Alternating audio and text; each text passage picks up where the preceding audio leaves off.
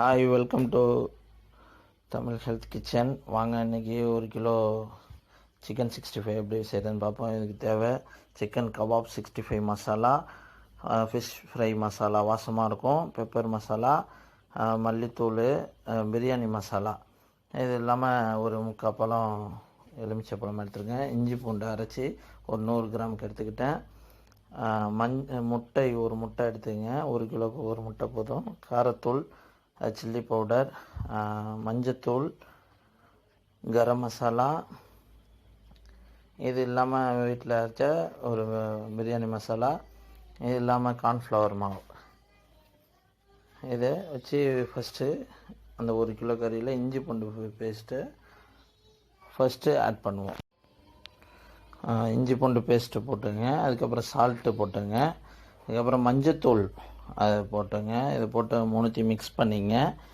Mix பண்ணி கொஞ்சம் நேரத்துலையே அப்படி கொஞ்சம் ஒரு 10 நிமிஷம் ஊற வச்சுட்டு அதுக்கப்புறம் சில்லி பவுடர்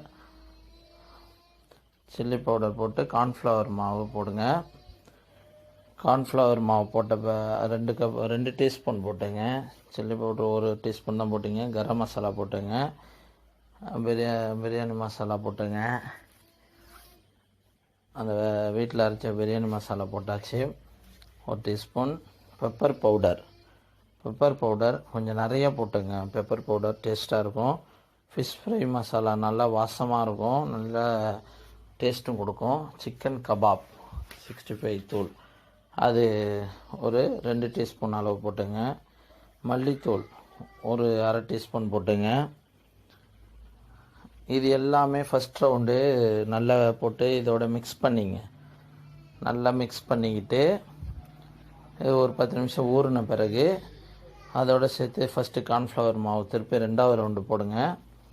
2 டீஸ்பூன் கார்ன்ஃப்ளவர் மாவு போட்டு சில்லி பவுட்ரு லைட்டாக போட்டுங்க. ஒரு அரை டீஸ்பூன் போட்டுங்க. மல்லித்தூள், மிளகுத்தூள், அந்த கரம் மசாலா, பிரியாணி மசாலாலாம் லைட்டாக போட்டுங்க. அரை டீஸ்பூன் போட்டுங்க. ஒரு முட்டையை உடச்சி ஊற்றி இப்போ நல்லா ஃபுல்லாக மிக்ஸ் பண்ணுங்க. அந்த 3/4 பழம் எலுமிச்சை பழத்தை புழிஞ்சு விட்டுருங்க. புழிஞ்சு விட்ட பிறகு லாஸ்ட்டாக எண்ணெயை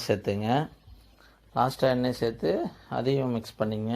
வாங்க, ஸ்டவ் அடுப்பை பற்ற வச்சு நம்ம அது எப்படி பண்ணுறதுன்னு பார்ப்போம். நல்ல எண்ணெய் ஆயில் ஹீட் ஆகிட்ட பிறகு போடுங்க. அவ்வளோ இது மாதிரி நல்லா ஒரு மீடியம் ஃப்ளேம்லேயே வச்சு செய்யுங்க. எல்லாம் கறி பிடிக்கும். அதனால் மீடியம் ஃப்ளேம்லேயே வைங்க. இந்த பாருங்கள் எவ்வளோ சூப்பராக இருக்குன்னு. அவ்வளோதான், சிக்கன் 65 ரெடி ஆகிடுச்சு. இந்த மாதிரி ஒரு நாள் செஞ்சு சாப்பிடுங்க. செம்ம டேஸ்ட்டாக இருக்கும். நல்ல வாசமாக இருக்குது, செம்ம டேஸ்ட்டாக இருக்குது. பாருங்கள், கிட்ட காமிக்கிறேன் பாருங்கள் எவ்வளோ சூப்பராக இருக்குன்னு. ஓகே ஃப்ரெண்ட்ஸ், சிக்கன் 65 ரெடி, சாப்பிட்லாம். Thanks friends. இது வரைக்கும் நீங்கள் எனக்கு சப்ஸ்கிரைப் பண்ண அனைவருக்கும் தேங்க்ஸ். இனிமேலும் சப்ஸ்கிரைப் பண்ண போகிற அத்தனை பேருக்கும் தேங்க்ஸ். உங்களுக்கு பிடிச்சிருந்தா கமெண்ட்டில் சொல்லுங்கள். வேறு டிஷ் போடணுன்னா கமெண்ட்டில் சொல்லுங்கள். இது இல்லாமல் நீங்கள் உங்கள் ஃப்ரெண்ட்ஸுங்களுக்கு ஷேர் பண்ணுங்கள் பிடிச்சிருந்தா.